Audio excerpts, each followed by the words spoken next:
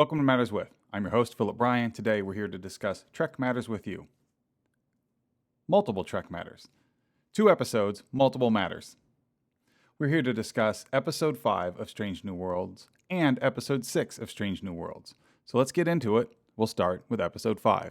Spock A Mock, which is clearly a throwback, a nod to the original series episode A Mock Time.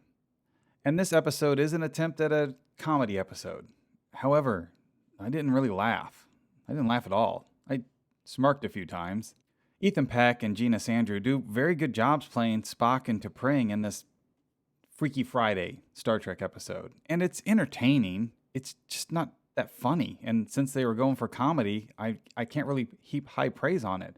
I enjoyed it, but out of the 5 episodes that had aired at the point this one aired, I would rank it number 5. There's an interesting subplot with a peace negotiation that I would have preferred be the main plot. I liked it a lot. Captain Pike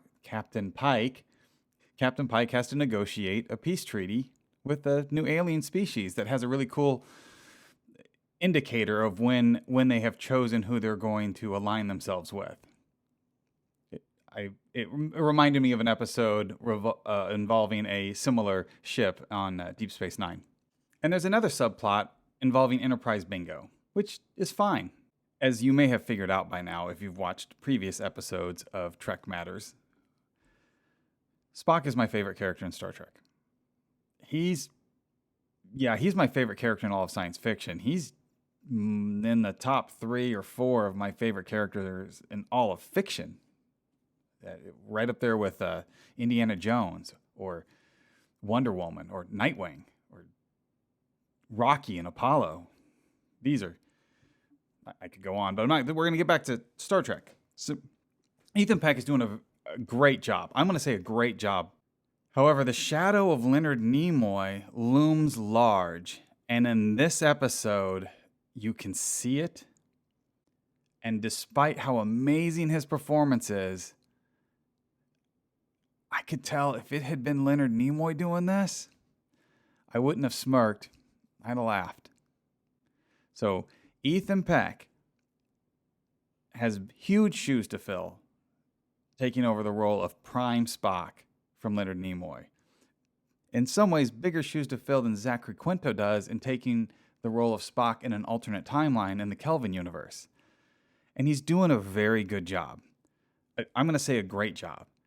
However, again, Leonard Nimoy's shadow looms large, and in this episode, it's felt. To be fair, it took Leonard Nimoy several episodes of the original series to find Spock, to find the humor and that dry wit and that approach to Spock, and this Spock hasn't achieved that in universe in the story yet, and Ethan Peck hasn't quite gotten there yet in his portrayal. But I have complete confidence he will. I've been very impressed with Ethan Peck as Spock.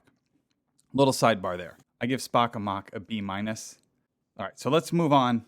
Episode 6, Lift Us Where Suffering Cannot Reach. Okay, there's a lot here. At the start, I thought this was going to be an episode about Captain Pike and an old flame, and it was just going to be something. Okay. We'll trudge through it, a filler episode of sorts. However, there's a lot more here. There's a minor progress made in the subplot of Dr. M'Benga and his daughter. The primary focus of this episode, and I'm going to check my notes. Forgive me, I'm checking my notes. There's a lot to unpack with this one.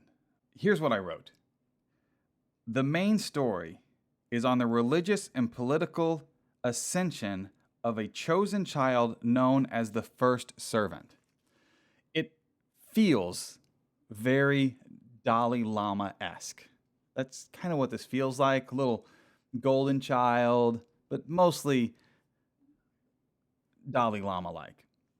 This child that's this wise and a leader, and it feels very Dalai Lama-esque. Until it doesn't. It takes a dark turn. This puts Captain Pike in an incredibly difficult situation. And that's what makes it great. These moral quandaries that Star Trek presents you with, and you're like, what does the captain do? How is he going to solve this? And this one gets you. There's that hit in the stomach sort of feeling in this one, similar to Charlie X from the original series, where you just at the end you're like, oh, it's a tough one. It's a tough watch. That ending is something. And Captain Pike has, honestly, to be honest, this is the first time I really like Captain Pike. I really like this iteration of Captain Pike. I really like the Bruce Greenwood movie iteration of Captain Pike. But in this moment, when this was going down, I started to wonder, what would the other Starfleet captains do? Past and present. Yeah, what would Burnham have done? What would Janeway have done? What would Sisko have done?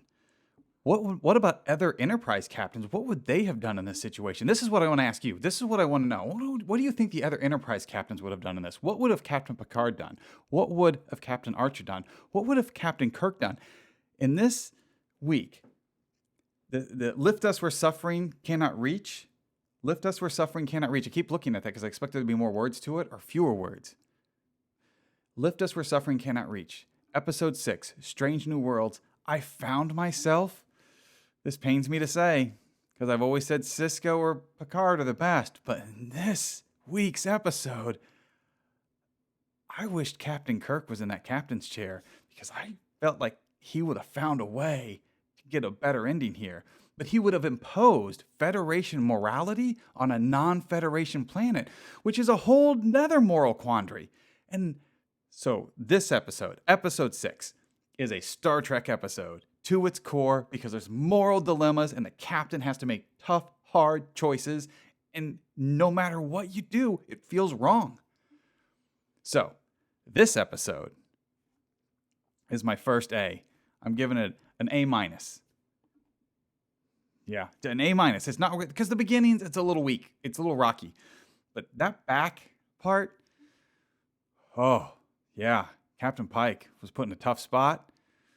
Being the captain in Starfleet, when you have to make those hard decisions, it's what I love about the storytelling of Star Trek. These moral quandaries are just pure Trek. This is my favorite episode of the season. Again, Memento Mori is really close, but this is my favorite episode because of the moral implications and the pit I felt in my stomach at the end of this about what could he have done differently? How could this have turned out better? Those dilemmas, that's what elevates it, because I felt that emotion. So yeah, there was tension in episode 4 that was great, but episode 6, I have not felt that in a while. I put the last several minutes of this right up against Charlie X. It's great. It's great. This episode is pure Trek. I want to know what you think of it. I want to know what you think the other captains in Starfleet would have done. I want to know, what would Captain Kirk have done? What would Captain Picard have done? Captain Archer, Captain Burnham, Captain Sisko, Captain Janeway. Let's talk about it.